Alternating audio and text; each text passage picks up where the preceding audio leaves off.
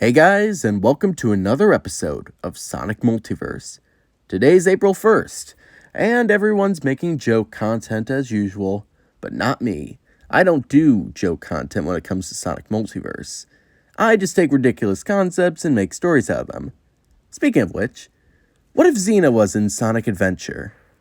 I don't even have to introduce Zeena. She's a fan favorite character, at least according to DeviantArt. So I think it would be great seeing how she would change the timeline if she appeared in Sonic Adventure. It just feels like a match made in heaven. That's such a popular Sonic character that everyone loves. Not a single person hates the Deadly Six, especially not Zeena. Just imagine if she had made her debut in what has to be one of the most influential Sonic games ever made, Sonic Adventure. I'm sure everyone is going to love this video, especially the Adventure era peers, especially those that hated the Meta era. They're just gonna love having Zeena in their precious game, aren't they?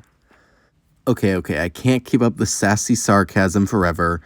So yeah, this video is about Zeena appearing in Sonic Adventure. Now, this has to be one of the biggest hot takes I've ever made, but I actually like Zeena as a character.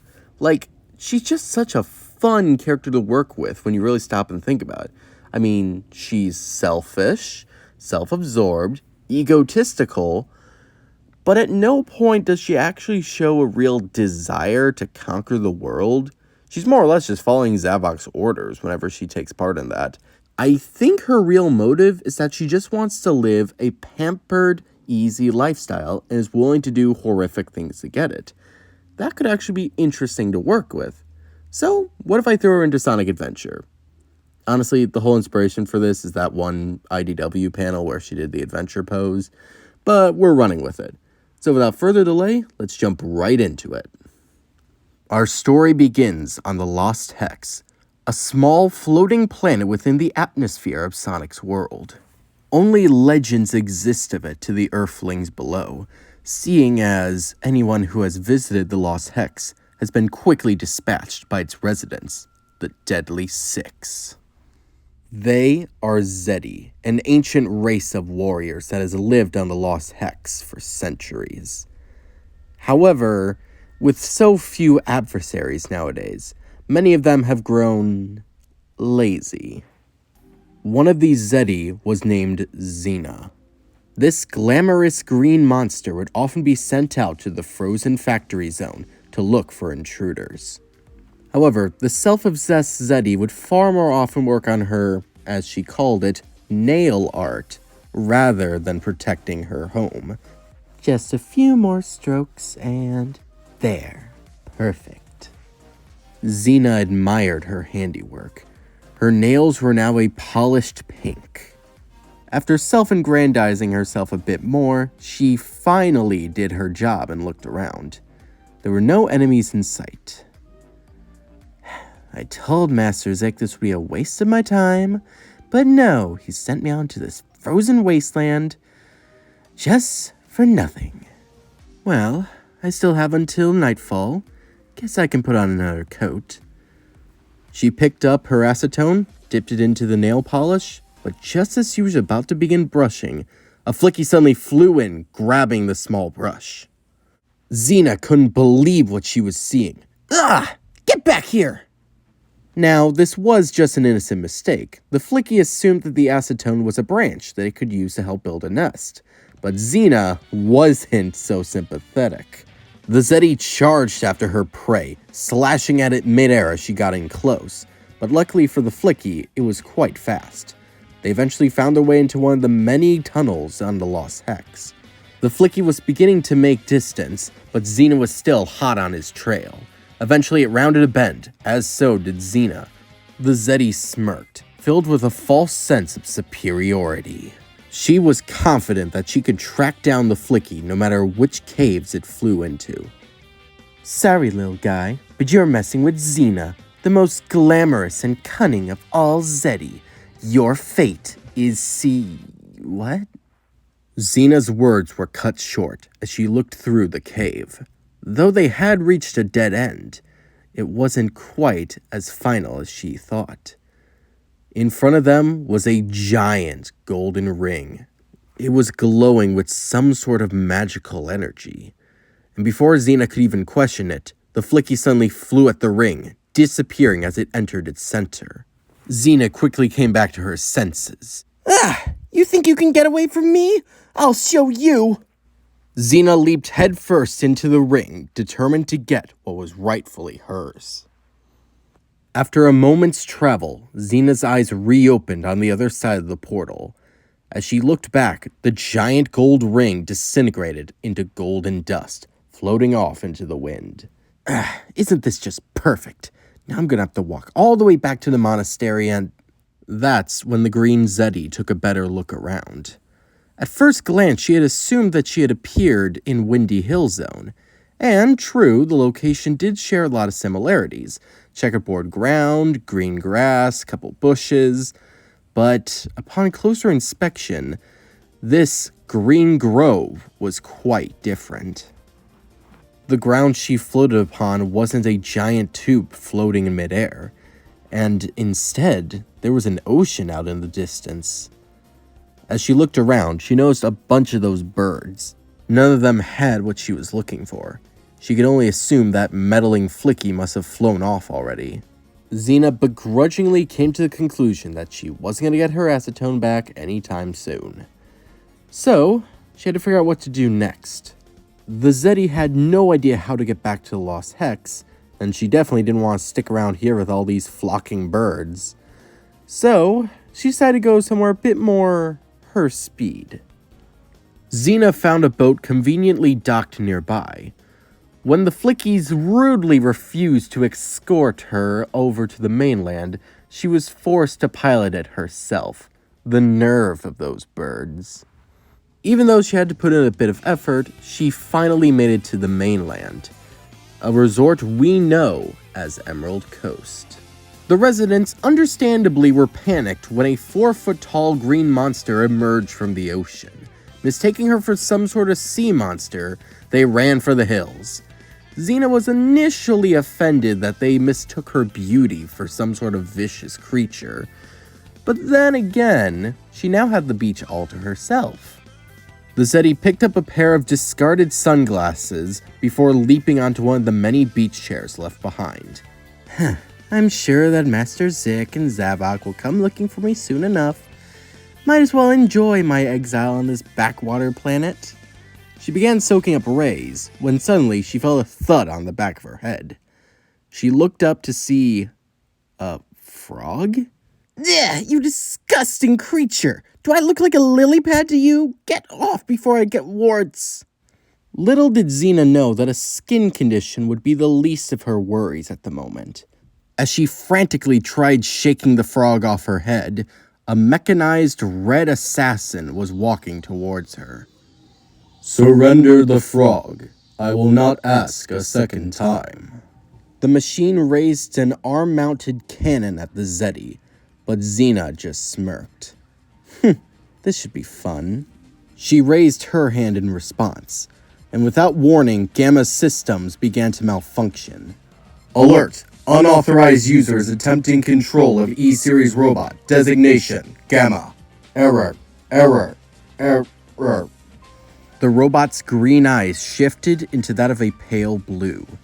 He had given in to Zeena's technopathic control. Now, is that any way to talk to your new Empress? How about you take my hand and introduce yourself properly? Against its will, the machine reached out an arm, taking Zeena's in a cordial fashion before introducing itself. My designation is E-102 Gamma, creation of Dr. Eggman, second of the E-Series lineup. So you're saying there's more machines like you? Well, I could always use a couple more servants. How about we go figure out where they are? As you wish, my Empress. But before they could leave, they were interrupted by a plump purple cat. Excuse me, have you seen my frog? Zeena looked down at the ground, where that rude frog was now resting. Oh, please, take it. The big cat suddenly scooped up the frog. Thank you so much, pretty lady. Yeah, whatever, just get going.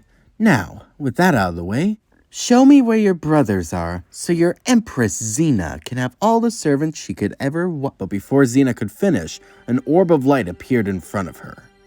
Before Zeena or Gamma could even react, they were suddenly warped away to another time and a different place. A young orange echidna girl greeted them warmly. Greetings, my friends. I am Tikal, and these are the Chow. Zeena clearly wasn't amused. Wow, isn't that interesting? The Chow have lived here for a long time, peacefully protect. Listen, Orange Slice, I don't care about you, your little blue blob farm, or how much your daddy's proud of your accomplishments. So, if you don't mind, can you send me and my servant back to where we were? Tikal was understandably a little taken aback by Zeena's brashness. Very well, I'll send you back to your time. Zeena turned away, waiting to be transported back from whence she came. However, Gamma approached the echidna. For what it's worth, I would have liked to hear your story. Oh, thank you. You're far kinder than the Gizoids the Nocturnus send by. Gizoid, Nocturnus.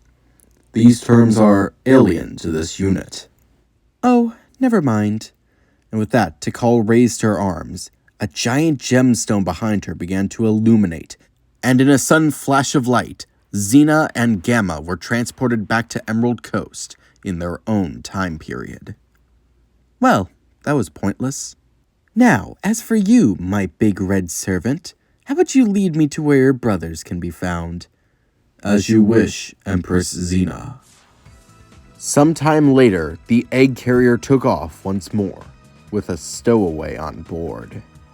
Eggman was busy berating his machines for bringing him the wrong frogs. Dummies, dummies, dummies! We must find the frog with Chaos's tail! It also swallowed the Chaos Emerald, which I need to... Eggman's speech was cut short as Gamma entered the room. Gamma, what took you so long? For your absence, you better have brought me the frog. Gamma didn't respond. He simply stepped aside, allowing his new master to enter the room. Is this some kind of practical joke, Gamma? This may be a green creature, but she's no frog. That's the smartest thing I've heard an Earthling say all day. The name's Zeena, Zeena the Zeddy. You can start bowing now. Zeena? Good. I'll know whose name to put on the tombstone. Robots, eliminate this pest! Every machine in the room began firing at Zeena, but she was surprisingly quick on her feet. She quickly leaped up to the high ground, taking control of all the E-Series, Badniks, and even the maid bots in the room. They all turned against Dr. Eggman. Clearly no one's ever taught you about Zeddy before. We can control any machine with a radio frequency. Bit of an issue for a fat old man with a bunch of robots lying around. You think you can control my E-Series? Ha! They're loyal only to me. You think so? Okay. Z-Series, take aim. The Z-Series, as they were now dubbed, took aim at Dr. Eggman. The old scientist began scrambling for a way to get out of this situation. That's when it hit him. If he can't rely on technology, he only has one card left to play. Bluffing. You seem like a reasonable individual. How about we talk about this? Nah, not particularly reasonable. Zeena wasn't even looking at Eggman anymore. She was simply admiring her nails. Eggman noticed this. Well, surely you're the type that can appreciate the finer things in life. Am I right? I suppose you could put it that way. What if I told you I was looking for a series of gemstones, ones of unparalleled beauty and power?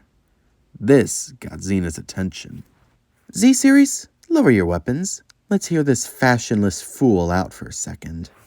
Fashionless? Why, I mean, I've been searching for these Chaos Emeralds for a long time. It's for a little experiment. Once I'm done with them, you can have them. After all, such beautiful gems belong in the hands of a creature as equally beautiful. Eggman almost felt like he was going to vomit saying that. But the lie worked on Zeena. Very well, I can't argue with your logic. A Zeddy as glamorous as me deserves the best after all. Fine, Get me the Chaos Emeralds, and you can have your robots back. Oh, except for the Z series. I think I'll be holding on to those. Fine. We have a deal. The pair were about to shake on their evil deal, when suddenly the entire egg carrier felt a sudden hit from the side. A purple and yellow biplane was attacking the egg carrier, piloted by an orange fox and a blue hedgehog. Eggman wasted no time, quickly leaping into the Eggmobile and giving orders to his badniks. Battle stations, all hands on deck. Everyone with advanced aerial maneuverability, follow me. We're taking on the tornado.